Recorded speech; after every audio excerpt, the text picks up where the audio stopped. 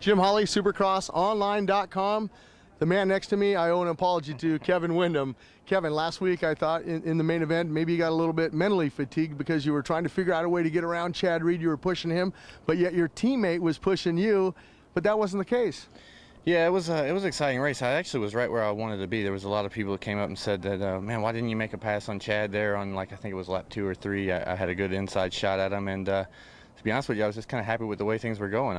We had a good little train going, had some pressure behind me, had some pressure in front of me, and things were going well. And then about lap 7, I started getting a weird push in the front end. I was like, man, what's going on? And then by lap 10, I knew it was completely on the rim. And you know, it was unfortunate. I was able to ride really strong. It was a flat front. I was limping around the corners, but on the rhythm sections, I could still do all the jumps. So I can see I was a little bit misleading the people. And you know, we're just my team, and you know, everybody's just so glad that we could salvage 4th out of it. You know, the Dunlop did great. It was an unfortunate deal. There was a rock in the second section of whoops that I hit, and I'm just glad that the tire stayed on the rim. The rim held up, and I was able to finish the race.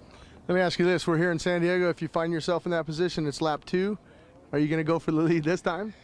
Yeah, I think it's time to kind of try to get a few of us guys in his head. You know, I think that you know, we were all stepping up a little bit. He says it. You know, we say it. We're trying to step our game up. You know, all the Hondas looked good last weekend. Timmy was riding well. I felt like I was there. I think that I've kind of bridged the gap between us a little bit. But with all that said, man, he's such a tough guy. And last weekend I had a rhythm section that I was doing that he wasn't comfortable with. And when he heard me doing it behind him, he adapted it and overcame it. So tough competitor, but I think it's time to somebody has to step up and try to stop him. I'd love for it to be me. And he's just riding good. He's walking away with the series right now with unbelievable consistency and great finishes. So it's time, yeah.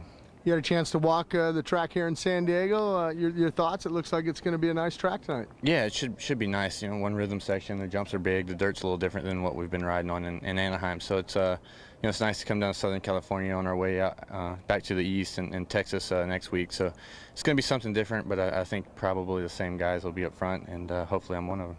We heard it from Kevin Windham. He's going to be pushing hard tonight.